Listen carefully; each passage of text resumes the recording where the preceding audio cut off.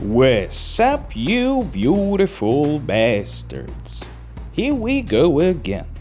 The last time we stopped at the point where Raziel tried to work on his daddy issues, yet with no real success. Our papa goes to get some milk, but this time we wouldn't drop such a case for alimonies and jump right after him. This is where we meet Moebius, the time streamer, and where Soul Reaver 1 slowly flows into Soul Reaver 2. But before we'll throw ourselves into it, a few words on how to run this beast of a game at all. I didn't really have any problem with the first Soul Reaver, yet the second one somehow posed a little more issues on more modern platforms. The Steam version is pretty straightforward. You just need to jump into the community section and download this exact fix. Author, God bless your soul. This fix also allows for fast travel, fast skip of dialogues, which is the bulk of this game, although I can't really understand why would you skip them, because it's the best part of it. You can also save at any place you want, so it's a must-have, especially for the repeated playthroughs. Just download the file, put this DLL into the main folder, and bada boom, the magic has happened. And one more warning. This game is heavily reliant on dialogues and cutscenes. Considering that besides them, this game has not so many things to offer, especially taking into account how old it is, these video series would mostly contain the aforementioned cutscenes and a small or big narration from yours truly. Hope you won't die of boredom. Anyways, on account of what has already happened, you can check here, somewhere on your screen. Please check those videos, goddammit. There is blood and sweat in them. At the beginning, we end up in the stronghold of Seraphim, where the Green Wolfman has once, let's say, dinnered. Our time-traveling friend meets us with open arms, specifically directing our attention not to the place, but to the time in which we appeared. This will pose a great importance. However, his captor has conjured some Unga Bunga, the Reaver of Soul, like the game, you know, can't anymore, so Raziel presses the old man out of fear that it's a sabotage. The old fella is not that easily intimidated, because he knows most of the spoilers for his life and supernatural. Then Raziel asks a very logical in his situation question, and I want you to hear the answer. How is it that you know my name? We have never met. On the contrary, Raziel, I know you very well, and it grieves me to see how cruelly Kain has used you. I knew you when you were one of the Seraphim Brotherhood, Raziel. We were even close. Oh, please. I get some strong Shadow the Hedgehog vibes here. And need to mark that in this game we have an increase of Raziel per 1 gaming hour. And I must say it's a welcome change indeed, although in my opinion he became a little tiny bit too edgy. Yet humor, especially dark humor, was always a part of Legacy of Kain in one form or another, so I wouldn't go too hard on our crazy frog-looking fella. What I think is more interesting, because of all of that time-traveling stuff and narrative density, we don't really notice it, but Raziel has actually risen a few hours or maybe days ago max. And I thought for a long time that such edginess looks weird, because in the first game he was more of a tragic character in comparison to this one. You could see it in how he interacts with the first brother. Am I reduced to this? A ghoul? A fratricide? Or how he reacts to the state of affair in Nazca, the time he came to life for the second time. No pun intended. My God! The sanctuary of the clans reduced to ruin. But gradually throughout the game, Raziel becomes nastier and nastier. Zephan, your visage becomes you. It's an appropriate reflection of your soul. Rahab, you have adapted well to your environment, for one so maladjusted. My bloodthirst has been superseded by an even darker hunger. I will consume your soul before this day is done. So it's not really out of character, the way he puts himself in this game. Afterwards, Raziel enters the exact room where Vorador has once massacred the Guardians of the Circle, and it's really cool to see how Razi reacts. Is this the vampire Vorador? Yes, the scourge of the Circle, the most depraved and decadent example of his whole degenerate race. He slaughtered 6 of my fellow Guardians as they cowered defenseless in this room. And you somehow survived this massacre? I and 2 others. The Circle was devastated. Only we 3 were spared. How convenient. Like an actual human who would end up in a very historically significant place. He asks questions about it, which in its place describes most of the lore to the newcomers. In any other game it would go as a cliché or banality, but here it's done in a very natural way, so A+ for lore dropping. Raziel of course takes everything said by Moebius with a grain of salt, as one should from a man like him. Our friendies dish the dirt on the Kain subject, on what a bad guy he was and blah blah blah. It's clear that it would play in Moebius' hand if Raziel would clip Kain, so he dogs our race up against him. He even proposes some help, where Raziel in his place tries to undermine any kind of help that the old man could arrange. Yet the old Yeller figures the IP of the Yellow Deity out and gives it directly to the Blue Boy. And to establish the bad guys' of Moebius, we get this cutscene. Go to him, Raziel, and end this. But first, you will need to find your way out of the stronghold, and in this, I'm afraid I cannot help you. My soldiers will not understand your appearance here. They will try to kill you. You needn't fear them, of course. They're no match for you. Try to keep the casualties to a minimum. But do what you have to do. All great movements require a few martyrs.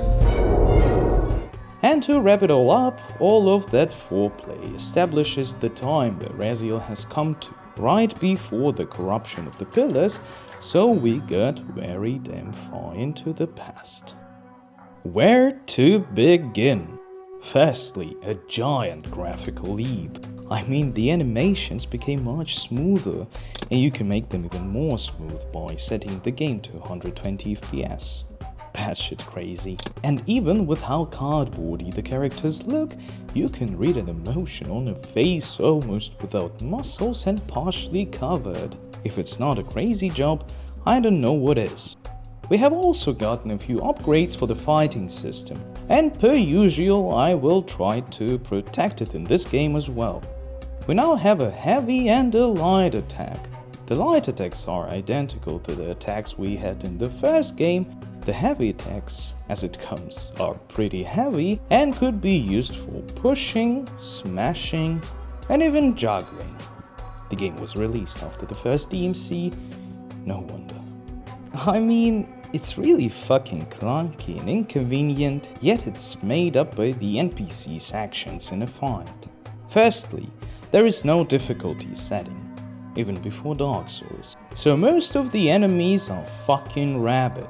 They move chaotically, don't mind to spam the stagger attacks and gang you up not worse than those BBCs from Sekiro. So it's kind of even fun to fight them, but there is no incentive to do that. They don't drop anything, they don't affect your progression. They are just there to stay on your way and drag the time between cutscenes. And even with that retarded high that I get from fighting them, it's not enjoyable enough for the sake of it. So most of the game I utilize the Nigerundayo tactics, not to mention that there are enough situations where you're forced to fight them anyway. So my advice, run past them where you can. There will be enough instances where you can't. Besides that, this is the good old Soul Reaver, if a little smoother and dolled up. carry on. The beautiful facades and murals sold Raziel the good guy vibe of Seraphim Order 100%. Yet it doesn't stop him from gutting a few ambassadors of this good guyism. Eventually we get into the Chapel of Seraphim, where the wild magic wand of Moebius doesn't work anymore and the spectral blade comes out to play. Raziel contemplates on the topic of how cool the weapon of Moebius is, how effective he could whack the bloodsuckers during his crusade, and on why does it have an effect on the spectral blade. After that we come to the tomb of the beloved King William the Just, who in his place was whacked by Kain, which became the catalyst of all of that vampire whacking stuff in the future. Or past. The most observant of you might ask, why do they both have the Soul Reaver on that stained glass? You see, in the first Blood Omen, Kain has actually gotten the blade in heaven. Time fades even legend, and the origin of Soul Reaver has been lost long ago. But its purpose remains, to feed on the souls of any creature it strikes. Kindred, this blade and I. The Soul Reaver.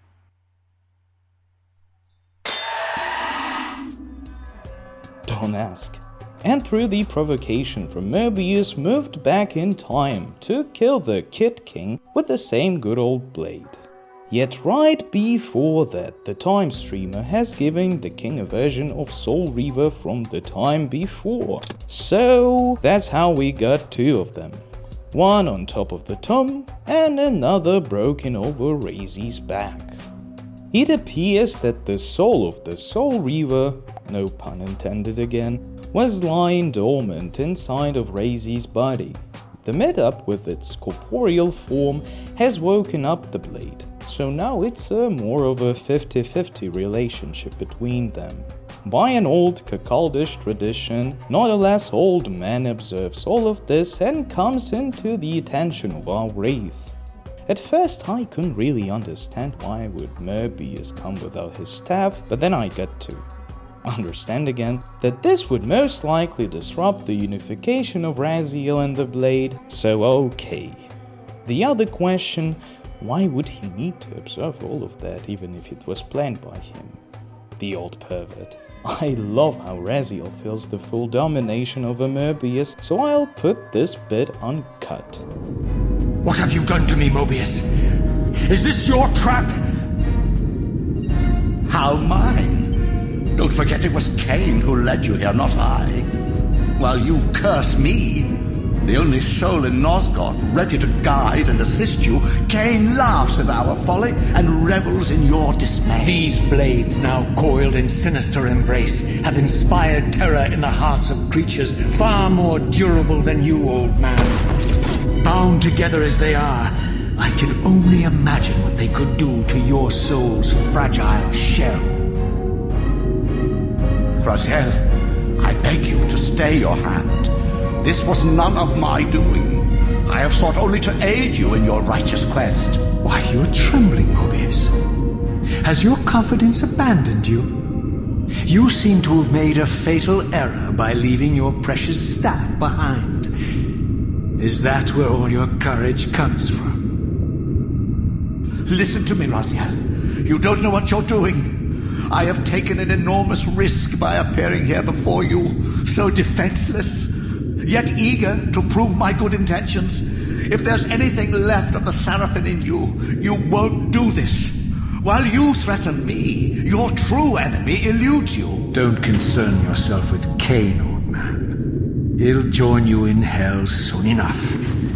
As you said, death comes for us all. Yes, the wheel of fate demands it. What did you say? The wheel of fate. The inexorable cycle of death and rebirth to which all men are compelled. We serve the same God, Raziel. To strike me down would be striking God's own attendant. And I don't believe even you would take that risk. I tire of your games, Moebius. Now that I know you fear me, I needn't concern myself with you.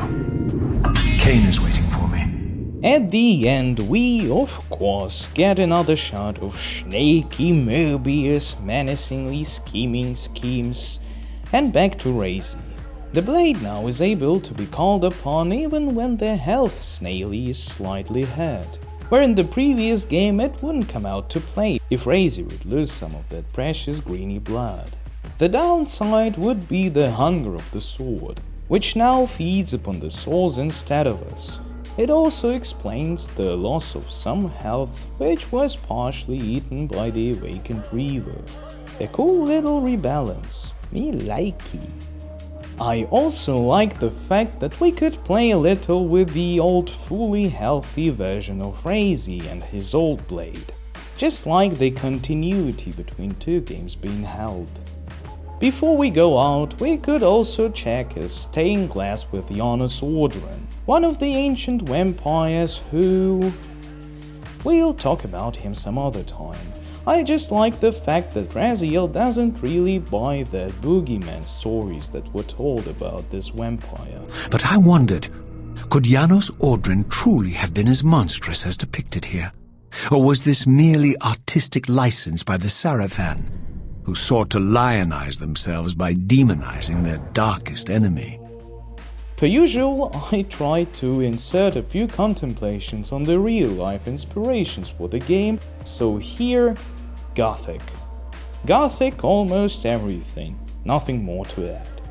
Before Razy moves out, we go into the chamber where he and his brothers were immortalized on the walls and observe yet another act of Razy's self-pleasing, with all of that talk about the noble and righteous past that was taken from me, and afterwards him seeing the world of Nazgûl before the corruption of the pillars for the first time. It's not that interesting in my opinion. No wonders that a zombie land looks like a much worse option in comparison to practically anything, especially this beautiful landscape.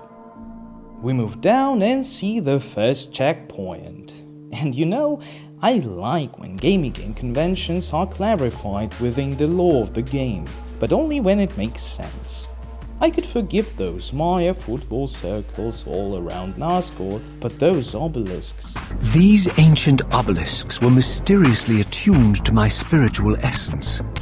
By simply touching the symbol, I could safely preserve an imprint of my soul, and thus create a milestone to which I could return when weary, and from which I could resume my journey. I mean, there could be some small shrines to the Elder Gods scattered all over Nazgûl or something, for example, which could serve the same purpose. Get the giant statue of Soul Reaver with the markings precisely for the hands of the old vampires during the crusade against the vampires? I don't think so. The location through which we go is tightly packed with enemies. A rookie 10 years old me would try to smoke each and every one of these bastards. The more wise and experienced me, however, tried to do the same, yet with no success. So I Forrest Gumped the whole area. During the Forrest Gumping, Razy sees the brutality of the war that was pledged against his kind. It brings up a question of whether such brutality was really needed. And to think about it, there are a lot of vampires chilling on the stakes, and most of them wear pretty regular clothing and look pretty human-y. It makes me wonder how well the vampires were implemented into society before Kain's deed. Maybe humans and vampires were homies before all of that stuff. Hey, be a homie of mine as well, and leave this video a like and a subscription if you liked this at all. Would really appreciate that. At last we meet our puppy, and the next cutscene is, firstly, very fucking great. Secondly, opens the characters even deeper. Thirdly, very fucking great, and lays the foundation for the conflict of this, previous, and the next legacy of Kain, where our labudidabudai boy has an honor of being a protagonist. I will shut up for now and let you bathe in the glory of this cutscene.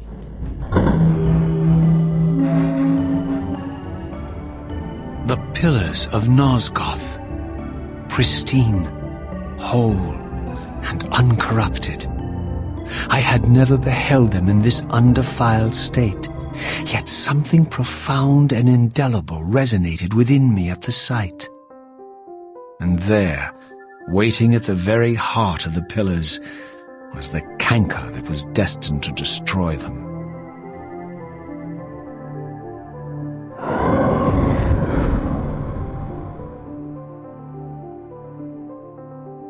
I know you're there, Raziel. Moebius led me to you, Kain, though I might have guessed you'd meet me here.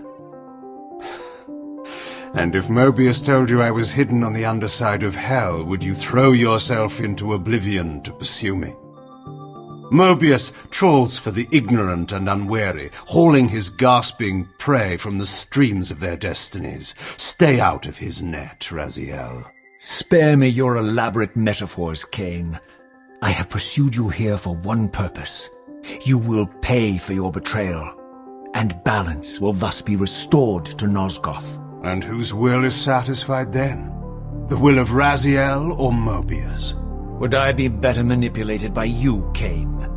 Now, turn and face me. The chase is over. This isn't a chase, Raziel. We are merely passengers on the wheel of destiny, describing a perfect circle to this point. We've been brought here for a reason. I've seen the beginning and the end of our story, however, and the tale is crude and ill-conceived. We must rewrite the ending of it. You and I. Face me, Kain. Even you shouldn't die a coward's death.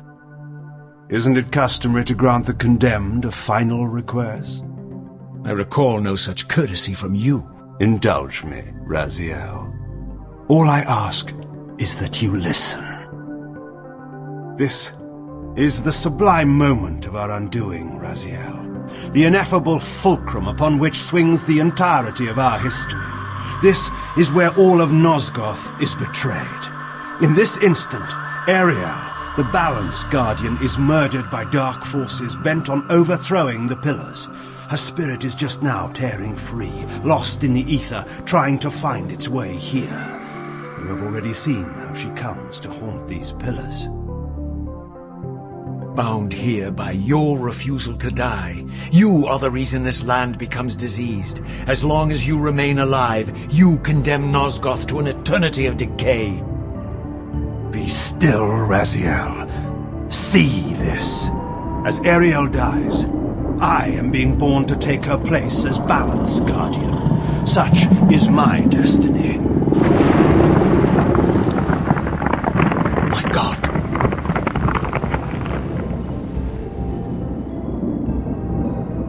At the moment of my first cry, Ariel's beloved, the Guardian Nutraptor, finds her corpse. Racked with grief and tormented by suspicions of treachery, Nutraptor plunges into a madness which overflows and infects all of the Guardians who are symbiotically bound, including me. The repercussions of Ariel's assassination were expertly calculated. The entire circle descends into madness, and I am tainted at the moment of my birth, instantly rendered incapable of fulfilling the role destiny has prepared for me. Shall I show you the same mercy you showed the rest of the circle, then? You blithely murdered them to restore their pillars, yet your hand faltered when it came to the final sacrifice. What makes you exempt, Kain? You're merely the last man standing. Why condemn me for simply carrying out what you hadn't the courage to do yourself? Let's drop the moral posturing, shall we? We both know there's no altruism in this pursuit. Your reckless indignation led you here. I counted on it. There's no shame in it, Raziel. Revenge is motivation enough. At least it's honest. Hate me, but do it honestly. 30 years hence, I am presented with a dilemma. Let's call it a two-sided coin. If the coin falls one way, I sacrifice myself and thus restore the pillars. But as the last surviving vampire in Nosgoth, this would mean the annihilation of our species. Moebius made sure of that. If the coin lands on the reverse, I refuse the sacrifice and thus doom the pillars to an eternity of collapse. Either way, the game is rigged. We agree then that the pillars are crucial and must be restored. Yes, Raziel. And that's why we've come full circle to this place. So after all this, you make my case for me. To end this stalemate, you must die so that new guardians can be born. The pillars don't belong to them, Raziel. They belong to us. Your arrogance is boundless, Kain. There's a third option. A monumental secret, hidden in your very presence here. But it's a secret you have to discover for yourself. Unearth your destiny, Raziel. It's all laid out for you here. You said it yourself, Kain. There are only two sides to your coin. Apparently so. But suppose you throw a coin enough times. Suppose one day it lands on its edge.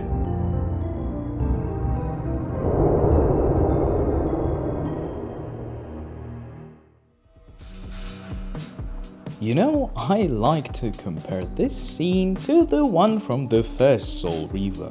Both of them show Kain not as a mindless freak who does bad things for the sake of doing bad things, but as a man with a plan.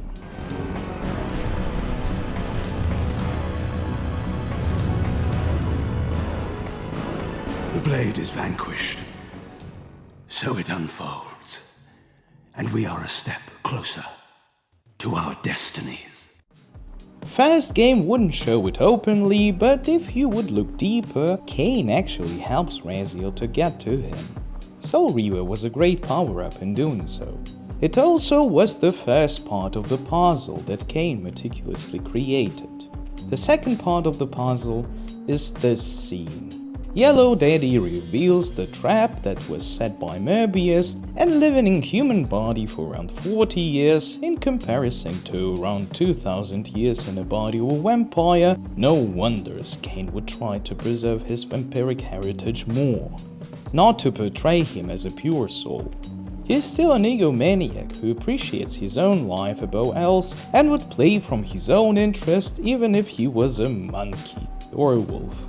And he doesn't really hide it. Same couldn't really be said about Razi, who still plays pureness and integrity, although I don't think that the memory of total annihilation of humans by his kind is borrowed somewhere too deep to get there. I also love the fact that Kain had enough of this shit and makes Raziel to call things as they are. Let's drop the moral posturing, shall we? We both know there's no altruism in this pursuit. Your reckless indignation led you here. I counted on it. There's no shame in it, Raziel. Revenge is motivation enough. At least it's honest. Hate me, but do it honestly. I think that this sincereness has brought Razi's attention, because he wouldn't really yap throughout the whole Kain's monologue as he usually does, and even would be intrigued afterwards. As a whole, this scene was perfect. From subtle movements to pauses, hate me, but do it honestly, and intonations. Now, turn and face me. The chase is over. I mean, even with these cardboard shells for voices, authors could breathe into them so much life that I wouldn't feel the same from a game till fucking Baldur's Gate 3. And we're talking about the 2001 game, have to remind you.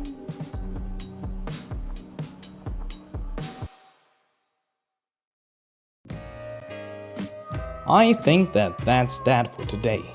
Thank you for staying with me till now. Hope you've enjoyed the vid. Leave a lupus, give this video a concussion, and sublime yourself to this channel. Stay tuned because there is more to come. See you next time.